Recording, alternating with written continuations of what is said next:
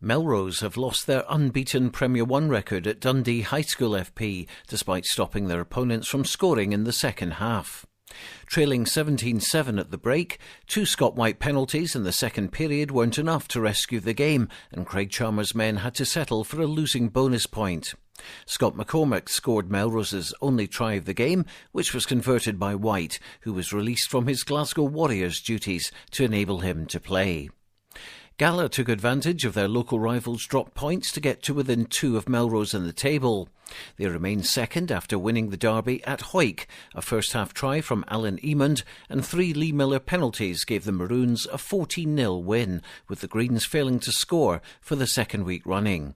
Reaction first from Gala head coach George Graham. Obviously job done, but for me, very disappointed with the performance, and we possibly came down a level to where Hawick were, which is very, very disappointing. I think the conditions had a lot to play with that, and I think some really, really strange decisions. As I say, we're happy with the 4 points, but the performance very disappointed. Green skipper Bruce McNeil. We like to think that it's a hard place to come down to Hawick to get a win, and they've done that. They've done the right things, and they've done them well. So because there's a lot of problems in the ruck area and that, and they've got a lot of go forward there, and it's pretty disappointing not to get a point on the board for the second week in the trot. Into Premier 2, and Jed Forest won their 6th game of the season to retain their second place in the league. They overcame Falkirk 20 points to 7, scoring 2 tries from David Gobby and Chris Laidlaw, who converted both and kicked 2 penalties. Jed boss Darren Cunningham. It was a dogged performance. I mean, we set out to win, and it's all about winning. That's the sort of mentality the lads have got now. And it's nice to have a good performance, especially at home in front of the Riverside crowd. And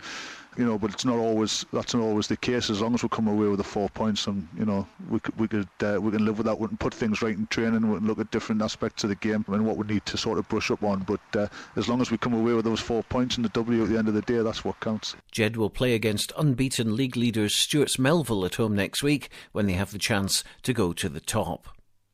Selkirk scored 3 tries in their good win against Hamilton, 15 points to 7. The result puts them into 4th place. Darren Clapperton scored 2 tries, with Callum Marshall getting the other. Selkirk coach Ewan Robbie. Things are starting to come together a wee bit, and I did say any ugly win would do, but I think that the first half was outstanding with the boys. There was some great attacking play. We were in the right positions, and just sometimes the final pass, or maybe pick and drive just once too many when we had overlaps there and the backs were screaming for the ball. But we'll highlight like that to the boys this week and try and move forward again. Not such good news for Peebles and Kelso, who are struggling in the bottom half of the table.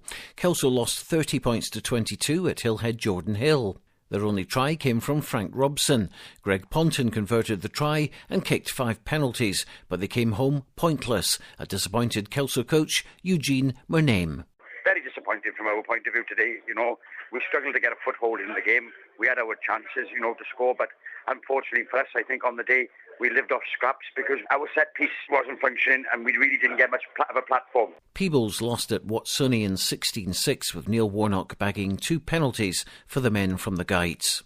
Well, lower down, Hawick YM won 2018 at Murrayfield Wanderers in the National League, but Langham found Edinburgh University too strong, going down 38-5.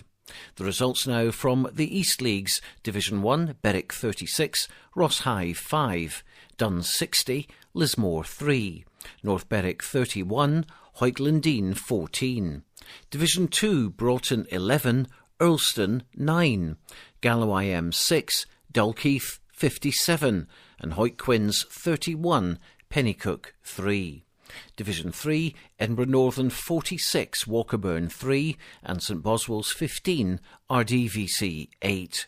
A reminder, you can watch action from Hawick versus Gala and Selkirk against Hamilton right now on Borders Rugby Television, which is online 24 hours a day at bordersrugby.net. You can also see all the results, the tables, hear post-match audio, and lots more information from the Borders Rugby scene. And don't forget, this Tuesday at Mansfield Park, an historic game between the south of Scotland and the Barbarians for the Bill McLaren Foundation. The game kicks off at 4 o'clock, and you can get tickets on the gate, priced £10 for the grandstand and £5 for the rest of the ground.